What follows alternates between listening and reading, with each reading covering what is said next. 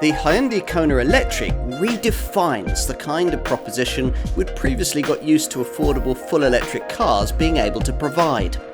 The 279-mile WLTP-rated driving range figure of the top version shames the market-leading Nissan LEAF, yet the price being asked here isn't much different. The game just moved on.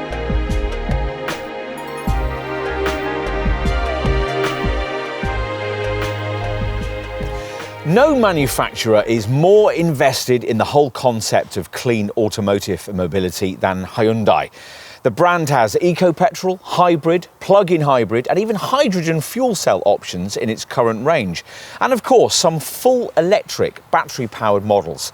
Here's perhaps the most appealing of them, the Kona Electric. Unlike Hyundai's other full electric offering, the battery-powered version of the Ioniq family hatch, this car isn't uniquely styled as a Prius-like eco-class model. But nor is it merely a converted version of a normal combustion engine design, as, say, a Volkswagen e-Golf would be. Instead, this Kona Electric is something in between in design concept, and it's something in between when it comes to your driving range expectations of an electric vehicle too. Prior to this Hyundai's arrival, the full electric car market was pretty much divided into a couple of kinds of contender. There were relatively affordable ones like the Nissan LEAF, developed steadily to the point where their lithium-ion batteries can offer up to around 180 miles on a good day. Or for around twice the money, buyers can graduate to the more sophisticated battery technology that luxury models use, cars like the Jaguar I-Pace, the Audi e-tron, the Mercedes EQC and various Teslas. With these, a driving range of around 300 miles or more is the norm. This Kona's chief selling point is that it offers you the kind of range you'd get in a luxury EV for the kind of price you'd pay for a more affordable one. As selling points go, that's a pretty strong one, though unfortunately for Hyundai, it isn't an exclusive attribute. All the same engineering that features in this car can also be found for a similar price in its cousin, the Kia e-Niro. That car's also a compact SUV, but is much less overtly styled as one, leaving this Kona probably better placed to capitalise on the market's current craze for crossovers. Those who want to satisfy their SUV desires in tandem with EV planet consciousness are promised 279 miles of WLTP-rated driving range if you go for the larger capacity version. And assuming you install a 7-kilowatt wall-box charger in your garage, you'll be easily able to completely recharge the battery overnight. There's decent space inside, a biggish 332-litre boot, and acceleration that'll take you from rest to 62 miles an hour quicker than some hot hatches. Sounds promising, doesn't it? Let's put this car to the test.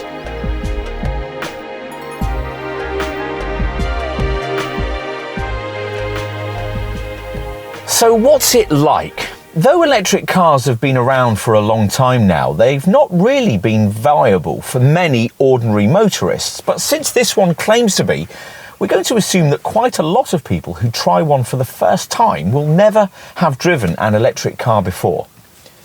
The Kona Electric is pretty easy to adjust to. The only really unfamiliar thing is the need to use transmission buttons on the centre console, just like on an Aston Martin. These ones, though, are for the single-speed auto gearbox that all EVs have to have. You'll need to adjust to the silence when you push the starter button too, and to what happens when you merely brush the accelerator to initiate forward motion. The way this car hurls itself away from rest is pretty surprising the first time you experience it. But once you understand the drive dynamics here though, the rush of blood to the head that this Hyundai gets every time you press the loud pedal with any real vigour is only to be expected. There's a lot more pulling power than would be generated by an equivalent combustion engine. 395 Newton meters of torque, and all of it's delivered to you right from the get-go rather than building as it would do with a fossil-fueled power plant. Some of our colleagues in the media have implied that this throws the Kona Electric off course in a somewhat wayward fashion, a bit like the torque steer on poorly developed hot hatches of the 80s, in which you could change lanes merely by stamping on the throttle. Actually, that's a huge exaggeration. There's certainly no doubt that the front wheels of this car struggle to channel its prodigious reserves of torque to the tarmac, not helped by the feeble next-end tyres developed for low rolling resistance rather than grip.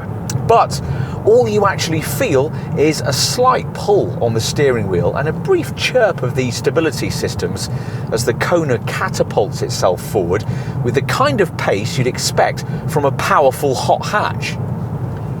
Like all electric cars, it runs out of puff pretty soon after, mind you, at which point you realise that driving the car in this way is somewhat ridiculous, not least because the energy you've just pointlessly used is probably going to take an extra half hour's worth of charging replenishment. Just how much charging replenishment will depend to some extent on the version of this model that you've chosen.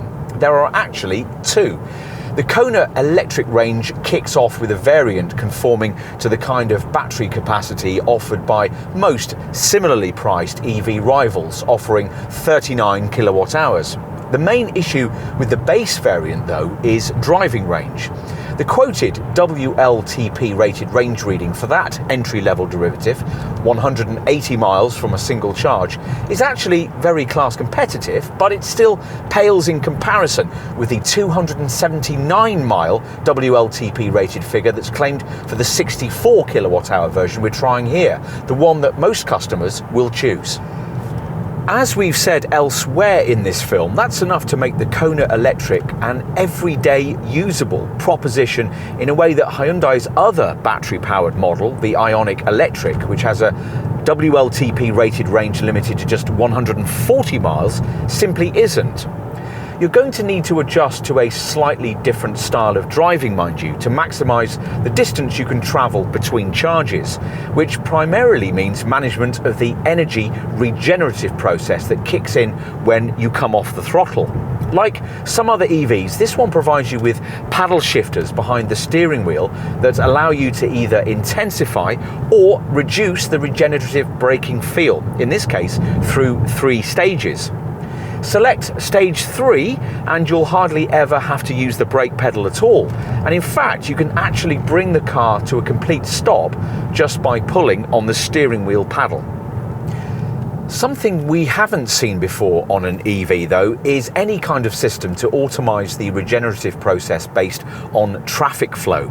And that's what this Kona's smart regenerative braking system does, using the safety system radar sensor to constantly calculate the optimum level of braking regeneration based on the positioning of vehicles ahead. When you set off in this Kona, it defaults to the auto system, which delivers a slightly strange brake pedal feel and what can sometimes seem like slightly abrupt levels of retardation, until you adjust to the way the setup works and learn to trust it. We've preferred to deactivate the smart system, which you can do via this right-hand steering wheel button, and use the paddle shifters instead. A more familiar EV feature is that for creating artificial noise to warn those on the pavement of your approach in urban areas. This VESS button down to the right of the steering wheel activates the virtual external sound system in question, and it works at up to 15 miles an hour. It's not very loud and would probably be drowned out on busier urban streets, but at least it shows that automotive engineers are thinking of the possible dangers that battery-powered vehicles pose to deaf or visually impaired pedestrians. Given the speed at which this one can suddenly appear out of nowhere, rest to 62 miles an hour takes 9.7 seconds in the 39 kilowatt hour version and just 7.6 seconds in this 64 kilowatt hour variant. That's all welcome.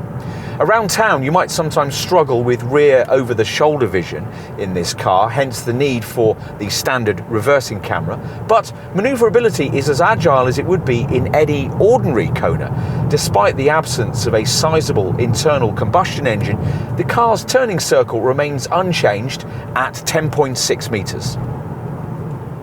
Get beyond the city limits onto twisting secondary roads and you'll be in territory where an electric vehicle would usually be far less in its comfort zone. Because of the hefty battery packs they have to cart about, EVs usually battle big time with weight. That means the need for firm suspension to stop the car from wallowing about through the bends, which means in turn that you feel every bump and ripple in the road. This one has weight issues too. At almost 1.7 tonnes, it's nearly 300 kilos heavier than a conventional Kona model. But Hyundai has managed that bulk much better. First, by spreading it out evenly across the floor pan, so lowering the centre of gravity. And second, by incorporating the suppler, more sophisticated, independent rear suspension setup you'll only find on more powerful four-wheel drive versions of the conventional Kona.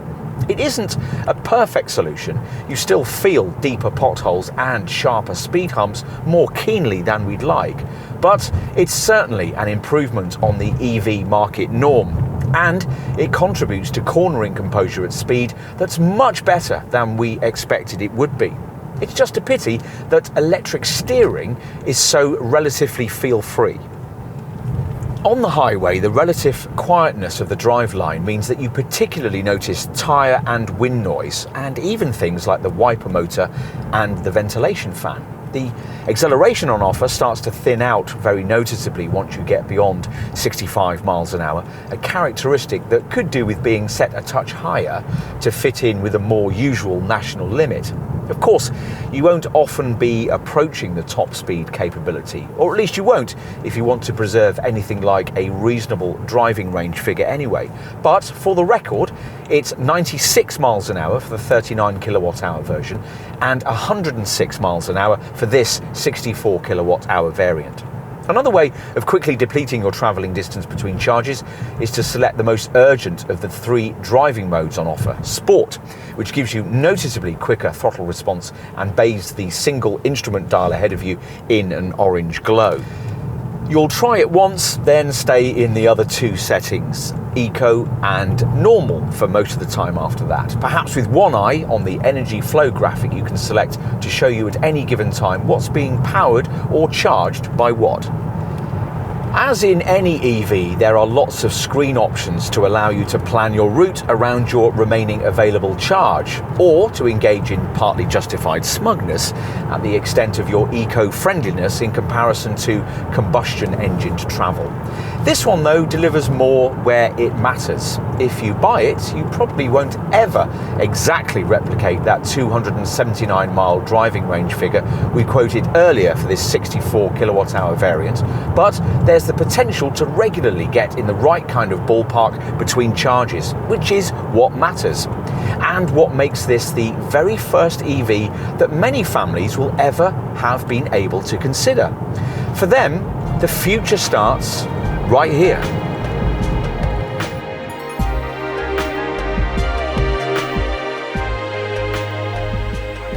When Hyundai created its first mainstream electric car, the Ioniq, it started from a clean sheet of paper. But with this Kona Electric, the company's keen to show that EV design can be just as effective when it uses a shared platform and body shell with combustion-engined cars. It helps that the model in question here is a high-riding SUV, so the batteries can be packaged in more easily without affecting cabin space, spread across the floor plan for a low centre of gravity, as they would be in a Tesla. Ki-Sang Lee, Hyundai's Director of Research and Development, says that Tesla's Model 3 directly influenced the development of this car. But in profile or from the rear, this really doesn't look like the unique piece of automotive engineering it actually is. In fact, you'd have to examine this car pretty closely to distinguish it from any other conventional Kona variant.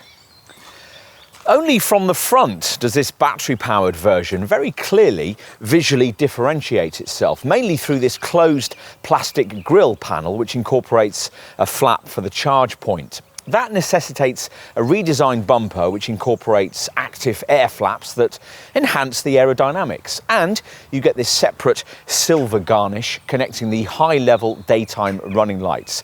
Under the bonnet here, you'll find the electric power unit integrated with the battery inverter and the cooling equipment. In profile, as we've said, the look is much as it would be with any other Kona, though if you were to get your tape measure out, you'd find this one to be 15mm longer.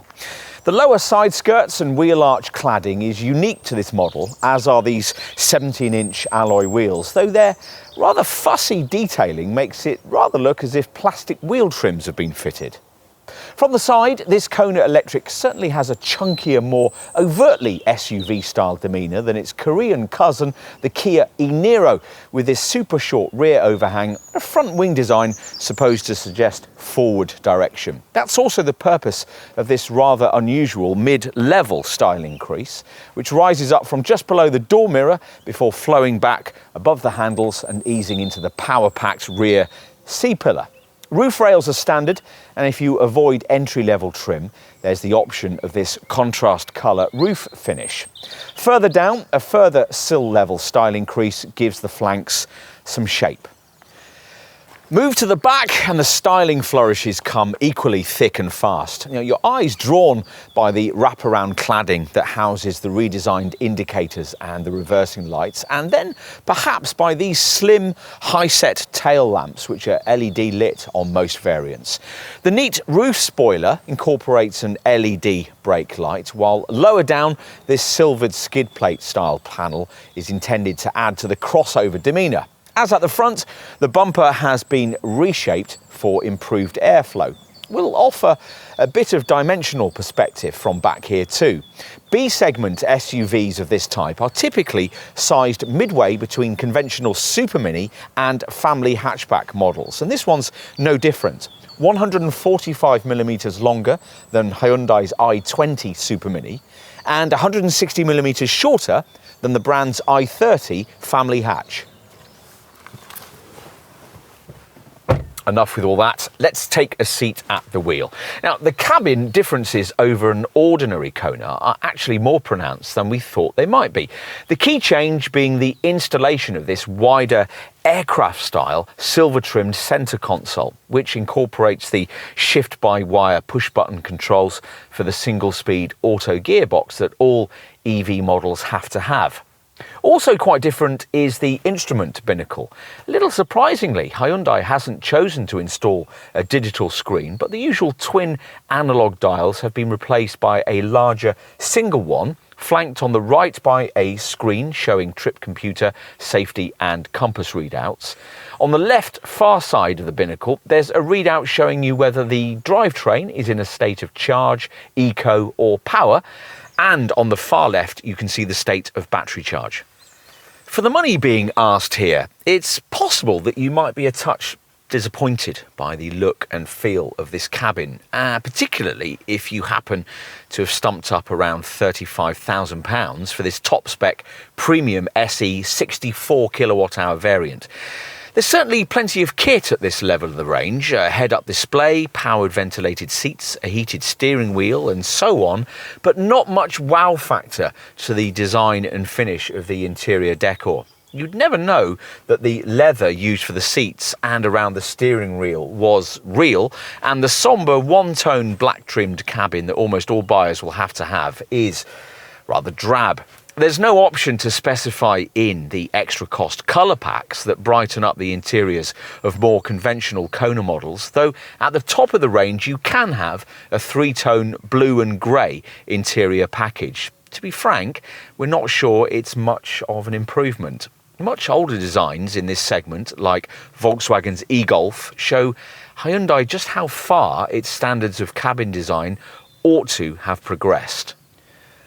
But you can't deny that this Kona Electric gets the really important things right, like this centre dash infotainment screen, which will be 8 inches in size like this one, provided you don't go for the base spec 39 kilowatt hour version, which makes do with a lesser 7-inch monitor lacking navigation. SatNav is a crucial EV model feature because of the way that mapping functionality integrates into range readouts and helps you to locate nearby charging stations.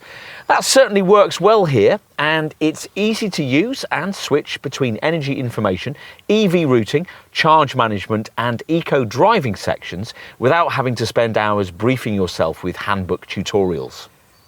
Unfortunately, there's no separate iDrive style control for this setup, such as you'd get in, say, a rival BMW i3, but we like the clear, neat graphics of this display with its usefully large flanking shortcut buttons and voice-controlled activation. This monitor is also your interface for controlling the powerful 8-speaker Krell DAB audio system that's standard on all premium spec models. And the package of TomTom Live services that alert you to speed cameras, update you on the weather, and provide accurate information on traffic jams and roadworks. With either size of screen, you can also connect in your handset using the Apple CarPlay and Android Auto smartphone mirroring systems. What else? Well, you're spared the shapeless, short journey only front seats that often tend to be fitted to cars in this class. Instead, this Kona gets unexpectedly cushy pews that should allow all shapes and sizes to get comfortable. You're not sat particularly commandingly in what is supposed to be an SUV, but there's standard lumbar support and reach adjustment for the 3-spoke leather-trimmed multifunction steering wheel. Neither feature can be had in a rival Nissan LEAF. As is often the case in cars of this sort, rearward visibility is compromised by the highly stylised rear end with its thick pillars and small rear screen. Now, Hyundai is apparently aware of this, which is why rear parking sensors and a rear view camera come as standard. And cabin practicality? Well, you get a bit more of that in this electric model under this broad centre console. In a combustion-engined car, routing space would be required underneath this console for the linkages between the mechanical gearshift and the transmission. Take that away and you get this huge area of extra lower storage space embellished by a 12-volt port. The top of this console has space for this lidded cubby too, which incorporates USB and aux-in points, plus the wireless charging mat you get on upper spec models. Otherwise, from a stowage point of view, it's much as it would be in any other Kona. So there are twin cup holders by the transmission controls, tiny door pockets with bottle holders, a deep lidded box between the seats, storage crevices in the door pulls, a large cooled glove box, ticket clips in the sun visors, and an overhead compartment for your sunglasses. And in the rear, well, it's in this part of the car that you're likely to be most keenly reminded that you've bought an SUV based on a super mini sized platform rather than that of a family hatchback. The Hyundai Ioniq you could have bought for a fraction less on the other side of your dealer's showroom is a substantial 290mm lengthier than this Kona. The EV market-leading Nissan LEAF is 310mm longer. Now, these are the kind of differences you'd expect to really notice once you take a seat inside. As it turns out, it's not too bad in here for the carriage of two folk, providing they're not especially lanky of leg. If they are, then compromises will need to be made by the front seat occupants in order to be able to accommodate them. The body shell is slightly wider than it would be in a super mini sized EV like a Renault Zoe or a BMW i3, though not by enough to make the prospect of sharing the back seat with two other adults a particularly comfortable one, despite this relatively low centre transmission tunnel. 6-footers will find their heads brushing the ceiling too, but is the room you'd get in a Nissan LEAF or a Volkswagen e-Golf really that much better? No, not really. Given the placement of the battery packs beneath the floor, we weren't surprised to find that the seat base here doesn't slide, but it would have been nice if Hyundai had incorporated a reclining backrest. Ironically, you don't get any charging ports back here either. Still, you do get seat back storage nets, a couple of ISOFIX child seat mounts for the two outer seats, compact door bins incorporating bottle holders, and a centre armrest with a couple of cup holders. Let's finish with a few words on boot space. Now, the design team's efforts to build in the battery packs in a way that doesn't impinge on carriage capacity haven't been entirely successful. That's fallen from the 361 litre total you get in a standard Kona to 332 litres here. That's only fractionally less than you'd get in an Ioniq Electric, but it leaves you around 100 litres down on the kind of space you'd get in a rival Nissan LEAF. And it's 119 litres less than you'd get from the mechanically identical Kia e-Niro. You won't fit more than 4 carry-on suitcases back here. The smaller rival Renault Zoe can swallow 6 cases and a Nissan LEAF 7. Certainly the space provided here could prove a little limiting if you've a young family or like to engage in the kind of active pursuits that advertising departments seem usually to associate with SUVs. Still, at least the load bay is well shaped with little intrusion either from the wheel arches or the suspension turrets, and has both a wide opening and a low lip. There's a bag hook on the left, plus you get a useful cargo net that can be clipped onto these 4 silver tie-down points. The adjustable height boot floor can't be repositioned at a lower level unless you remove this polystyrene compartmentalised compartment below it. And because no space-saver spare wheels provided, you can't even specify one as an option, there's also a little extra space below that that could be used to shield more valuable items from prying eyes. Push forward the 60-40 split folding rear seat and you'll reveal a relatively flat loading floor with as much as 1,114 litres of total fresh air if you load to the roof.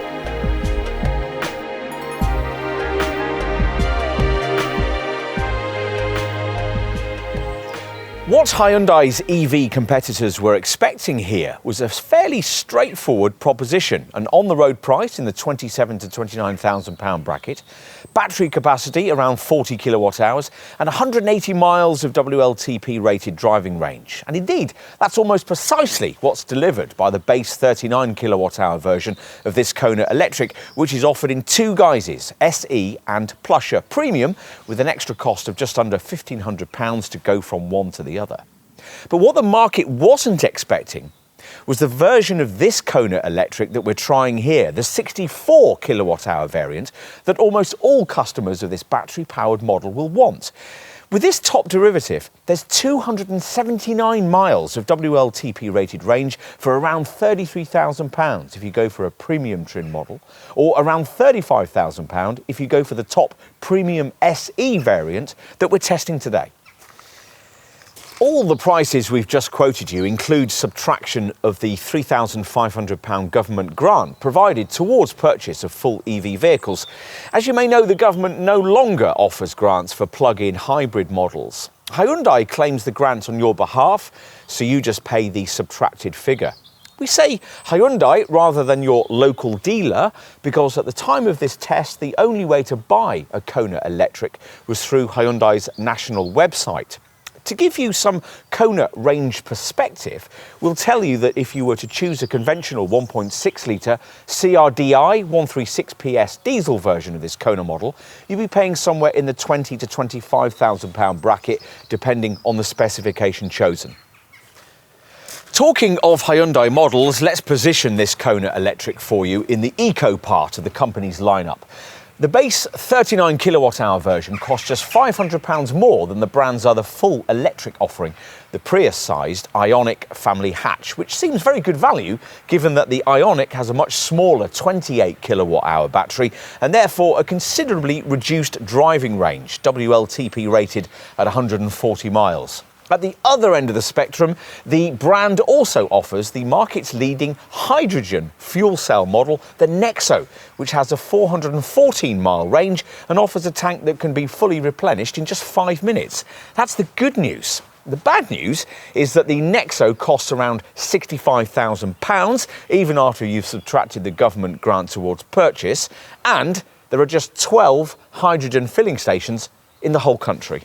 Thought that'd put you off. Across all brands, you'll probably need some electric vehicle segment perspective here in order to inform any prospective purchase, so we'll try and give it. try not to glaze over with all the figures, and we'll try and simplify your options as much as is possible. The EV sector's market leader, Nissan's LEAF, is mainly sold in 40 kilowatt-hour form, where it gives you 168 miles of WLTP-rated range for prices in the £26,000 to £29,000 bracket. Because a LEAF is family hatch-sized, it probably makes slightly more sense than its closest rival, the super mini-sized Renault Zoe, which in its highest output form offers you a 40 kilowatt-hour battery pack with a 186-mile driving range, but is fractionally cheaper, priced from around £24,000 if bought outright. That Zoe range figure falls to just 124 miles in winter. Sized midway between those two cars is BMW's i3, another car with a battery pack sized at around the 40 kilowatt-hour mark. The i3 gives you slightly more WLTP-rated driving range than the Nissan or the Renault, 192 miles, but costs quite a lot more, pricing starting from around £32,000. Less competitive is the Volkswagen e-Golf, which uses a slightly smaller 35.8 kilowatt-hour battery pack, so offers just 144 miles of WLTP-rated driving range, yet costs around £30,000. Those are all the key players in the affordable part of the EV market. And as you'll have noticed, if you followed the thread of all those stats, all those cars compete directly only with the lesser 39 kilowatt-hour version of this Kona Electric model. Is there anything affordable that can take on the longer range of this 64 kilowatt-hour version? Well, not much. Nissan offers an E-Plus LEAF variant that uses a larger capacity 62 kilowatt-hour battery, and at the time of this Kona Electric model's launch was priced at around £31,000. But the E-Plus LEAF model's quoted 239-mile WLTP-rated range is still a way off what you get in the top version of this Hyundai. A more obvious rival to this Kona Electric is the car that shares all its engineering, the Kia e-Niro. There you get the same high-capacity 64 kilowatt-hour lithium-ion polymer battery pack as you'll find in this Hyundai, so a very similar 282-mile WLTP-rated driving range and an asking price that for a fully loaded version would be around £33,000.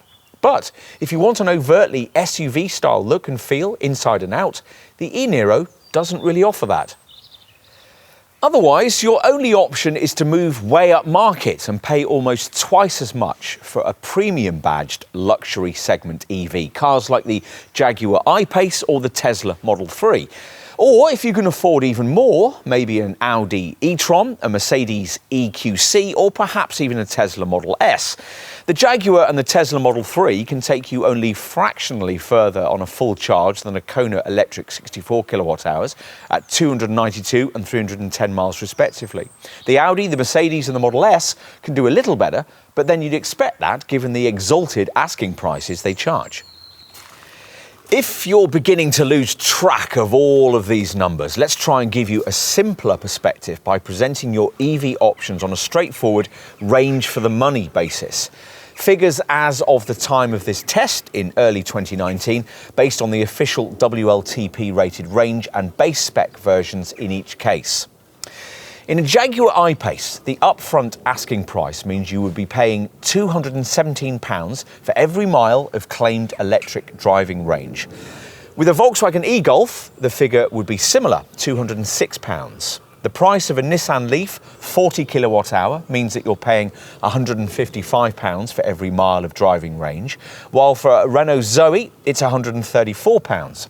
Until the launch of this Hyundai, no electric car had got close to threatening the £100 barrier in this regard. But the high-output Kona Electric does so much more credibly. Its asking price in premium form coming in at £117 for every mile of claimed electric range. If you need a convincing stat, there it is. Enough, you've got the idea. Now let's say you're convinced, and which is by no means certain, you've managed to get yourself a place on what, at the time of this test, was a fairly lengthy Kona Electric buyer's waiting list.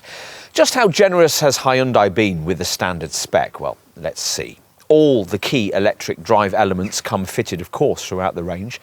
The single-speed push-button auto transmission, regenerative brake shift paddles, and a drive mode selector with a choice of sport or eco settings. Oh, and 2 charging cables, a 7-pin Type 2 lead and an emergency 3-pin connector. As for other features, well, we'll start with the base SE spec that applies only to the entry-level 39 kilowatt-hour version of this model. Here you get 17-inch alloy wheels, auto headlamps with LED daytime running lights, roof rails and front fog lamps, plus rear parking sensors, keyless entry and a rear parking camera. Plus, a package of useful camera-driven safety items we'll cover off in a minute. Inside, in an SE spec model, there's air conditioning, driver's seat lumbar support and a leather-wrapped steering wheel. Infotainment's taken care of by a 7-inch touchscreen display audio setup with a DAB tuner, Bluetooth and Apple CarPlay and Android Auto smartphone mirroring. And there's also a smart adaptive cruise control system that can regulate your distance to the vehicle in front on the highway and includes a stop and go function that can, if necessary, even slow you down to a stop and seamlessly start you off again if you come across a tailback. We'd be a touch concerned, though, about the thought of running an EV without an integrated sat-nav system to show you graphically just how far any given charge might be able to take you. For that, you'll need to stretch to mid-range premium trim, which displays its navigation setup on a larger 8-inch centre dash screen that also includes an upgraded 8-speaker Krell premium audio system and Hyundai's useful package of live services that alert you to speed cameras, update you on the weather and provide accurate information on traffic jams and roadworks. Other standard premium spec features include automatic wipers, rear privacy glass, LED tail lamps, an auto-dimming rear view mirror, solar glass, front parking sensors, a wireless phone charging pad and some extra camera-driven safety kit. Ideally, though, you'd want to buy in at the top of the range, get the gutsiest 64 kilowatt-hour version and equip it to plush premium SE spec, which, as we said earlier, is what we've got here. Premium SE trim gets you niceties like full LED headlights with high beam assist, plus static cornering lights. Inside, there's leather upholstery that's both heated and ventilated at the front, a head-up display, a heated steering wheel and a powered driver's seat. So much for the standard stuff. What about options? Well, there aren't many. Before considering them, make sure that if you're new to the world of EV motoring, you budget for the extra you're going to need to install a charging wall box in your garage. Hyundai offers a 7 kilowatt home charge package in partnership with Pod Point, which will cost you £300 once you've subtracted the available £500 government OLEV or Office for Low Emission Vehicles grant. And beyond that, well, bear in mind that unless you want your Kona Electric finished in galactic grey, you'll have to pay Hyundai extra for one of the various metallic or pearl effect paint colours. As you can see, we've got bright Tangerine Comet here. Avoid SE trim and you'll have the further option of adding in this dark two-tone roof. Opt for a premium SE variant painted in either galactic grey, chalk white or ceramic blue, and you'll be able to exercise the no-cost option of a 3-tone blue and grey interior package that lifts the feel of the otherwise quite sombre 1-tone black-trimmed cabin quite a bit. Let's finish by looking at this car from a safety perspective. Over 50% of the body is fashioned from ultra-high strength steel and features a ring-shaped cabin structure that disperses crush energy in various directions in the event of a collision, reducing the consequences of an impact for passengers. To build on this, Hyundai has included most key elements of its SmartSense camera-driven safety technology across the range. The most significant feature is the autonomous emergency braking with pedestrian recognition package, which costs extra on most more conventional versions of this Kona.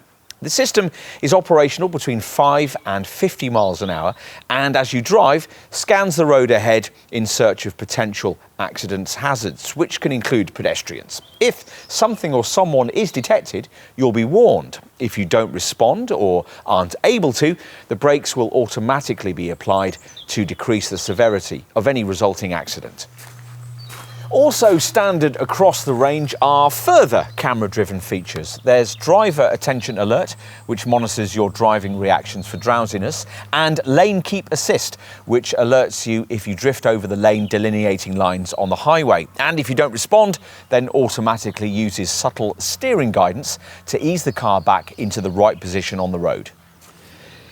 Avoid base SE trim and you get more. A rear cross-traffic alert system that uses the same radar and camera setup to alert you to oncoming traffic if you're reversing out of a parking space, and blind spot detection, which alerts you if you're dangerously about to pull out in front of another vehicle. In addition, you get lane follow assist, which works in conjunction with the standard smart adaptive cruise control system, and at speeds of up to 90 miles an hour helps to keep you in the centre of your lane on the highway by subtly controlling the steering. There's also a speed limit indicator function that pictures road signs as you pass and displays them on the dash. As mentioned earlier, the full LED headlamps of a premium SE variant also get high beam assist that automatically dips them at night in the face of oncoming traffic. As for more familiar standard safety stuff, well, like every Kona, this one offers twin front, side and curtain airbags, as well as ESC or electronic stability control, and VSM or vehicle stability management that includes torque vectoring to brake an inner wheel if the car is running wide through curves, bringing it back onto a safe course. Talking of turns, there's also cornering brake control, which delivers asymmetrical brake pressure to counter loss of traction when braking in tight curves. And a straight line stability feature, which senses any difference in applied brake pressure between the right and left of the car and intervenes to keep it straight. In addition, the ABS brakes have a brake assist feature that helps in emergency stops that will be advertised to following motorists by an emergency stop signalling feature that flashes the hazard lights to let them know what's going on. And there's ISOFIX child seat mountings, a tyre pressure monitoring system that keeps an eye out for punctures, and a hill start assist control feature to prevent the car from rolling backwards as you set off on inclines.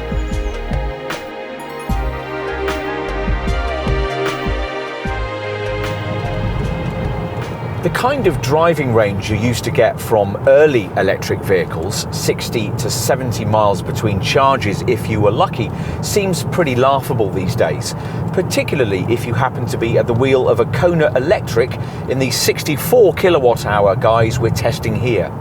The useless old NEDC-rated EV driving range predictions have now been replaced by stricter and much more accurate WLTP or World Harmonized Light Vehicle Test Procedure readings, which are much closer to what you're likely to get in the real world. That's important to know because in researching EV models, you may still come across plenty of over-optimistic NEDC range predictions, particularly from over-enthusiastic salespeople. Insist on WLTP readings for a better real-world idea of what the electric vehicle you have in mind is going to be able to deliver. And according to WLTP figures, this 64 kilowatt-hour Kona Electric is supposed to be able to cover 279 miles between charges. You might not be especially impressed by that figure unless you were clued into just how much lower the WLTP-rated driving range is from other similarly priced volume brand EV models. With the BMW i3, you're looking at 192 miles. With the Renault Zoe, it's 186 miles, though curiously only in the summer. And in a 40 kilowatt-hour Nissan LEAF, it's 168 miles. And in a Volkswagen e-Golf, it's just 144 miles. So no, all affordable EVs aren't the same. Some do get closer to the range this top Kona electric variant can offer. There's a pricier 62 kilowatt-hour E-Plus version of the Nissan LEAF that gives you 239 miles. But even there, this Hyundai's significant advantage remains. To equal what's on offer here, you've either to choose the identically engineered Kia e-Niro that costs the same as this Kona, but is less SUV-like and trendy, or pay nearly twice as much for something like a Jaguar I-Pace or a Tesla Model 3, neither of which will take you much further on a single charge. If you've not viewed earlier sections of this film, you might not be aware that there's another less capable Kona Electric model on offer with a smaller 39.2 kilowatt-hour battery pack that gives you 180 miles of WLTP driving range. But we can't imagine that too many buyers will choose it. The extra £4,000 or so needed to get this gutsier 64 kilowatt-hour variant does, after all, give you a range increase large enough to make a real difference. The lesser version couldn't really ever be considered as an only family car. Used carefully, this top version almost could be. In testing electric cars at Car and Driving, we've often tended to take driving range figures, be they NEDC or WLTP based, with a rather large pinch of salt. This one's different. In our testing, we found it relatively easy to regularly break the 200-mile mark, which is about 75 to 80 miles more than we've managed in rivals like the i3, the LEAF or the Zoe. And if this car was used with a modicum of restraint, we've no difficulty in believing that around 250 miles would be possible, which is a kind of figure we've sometimes struggled to get from really pricey Tesla models. Of course, to maximise your driving range, you're going to need to make copious use of the various driving aids Hyundai provides. There's a power meter driving gauge to the left of the speedometer in the instrument binnacle, and the idea here being to keep the needle in the charge band as often as possible.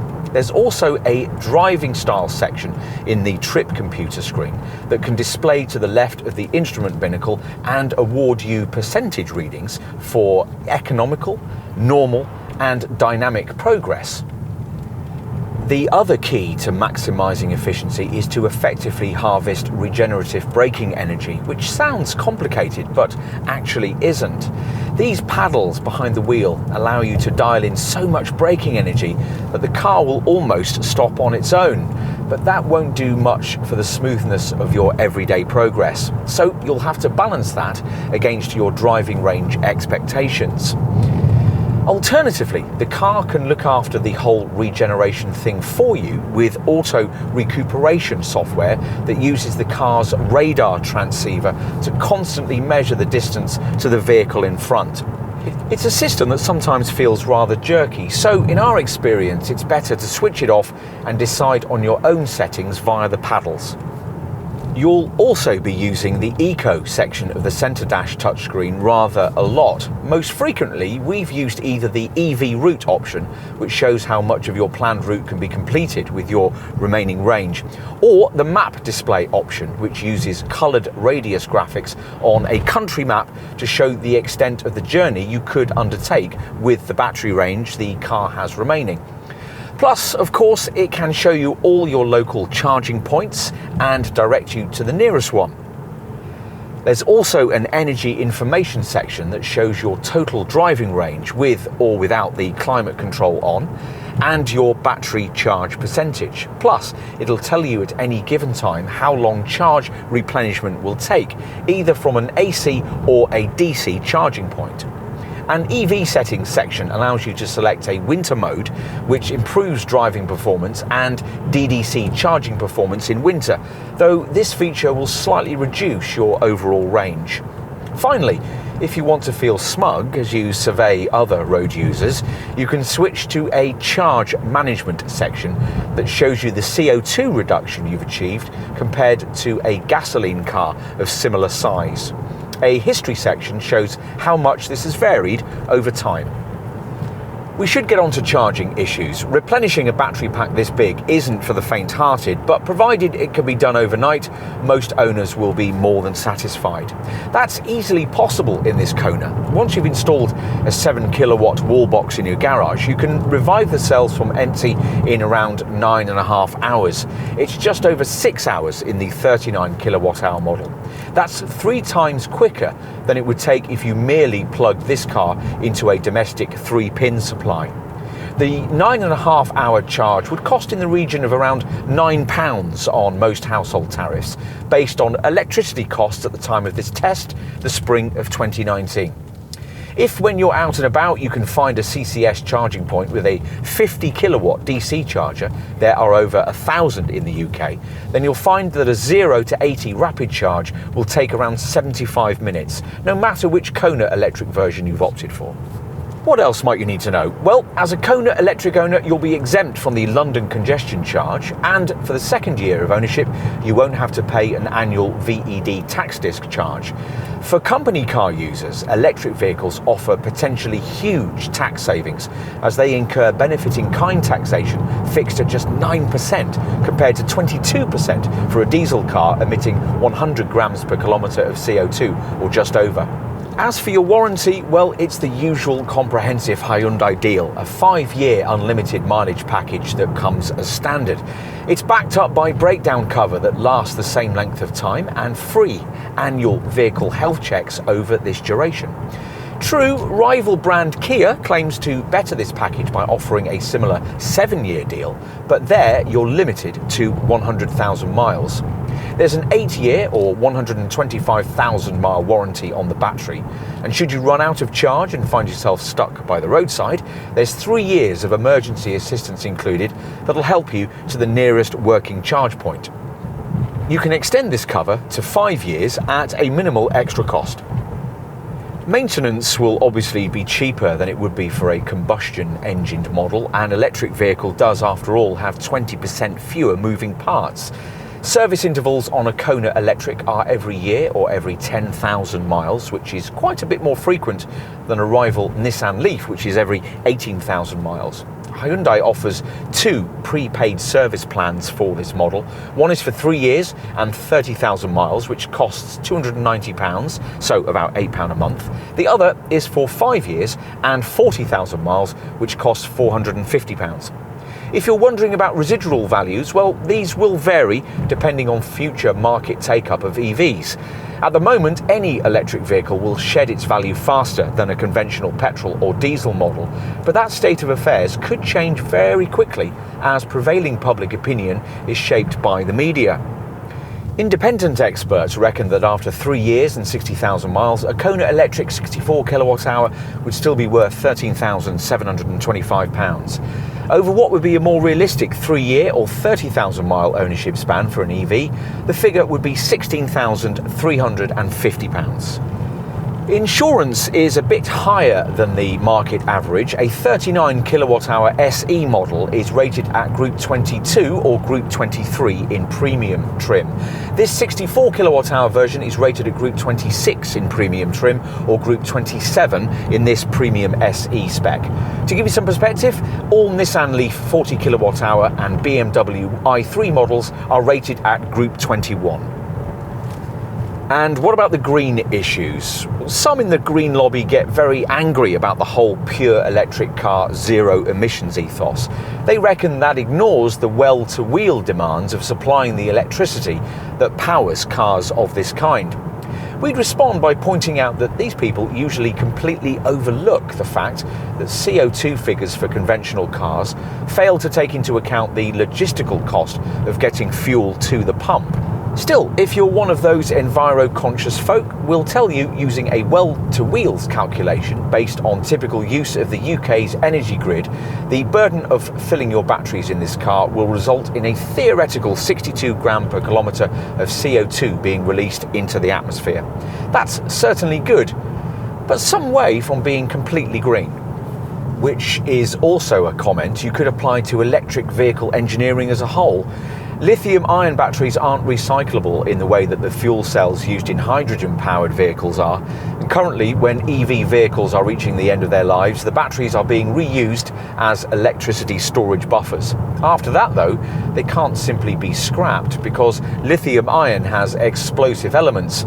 So these batteries are simply being buried in landfills, which is hardly sustainable in the long term for humankind. But then, nor is the pollution caused by combustion power.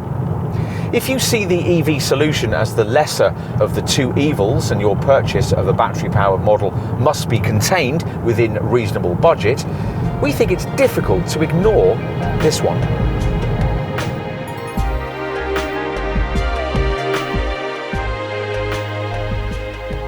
Hyundai seems to specialise in game-changing design. The iX35 FCV was the world's first mass-market hydrogen-powered car. The Ioniq was the first model with 3 different electric powertrains in one body type. The i30N hot hatch changed the shape of the shopping rocket segment. And now this Kona Electric revolutionises what we can expect from an affordable electric car. Is it really groundbreaking? Well, we reckon so. For the first time, a relatively affordable EV has delivered the kind of relatively usable driving range that would make it almost usable as an only car.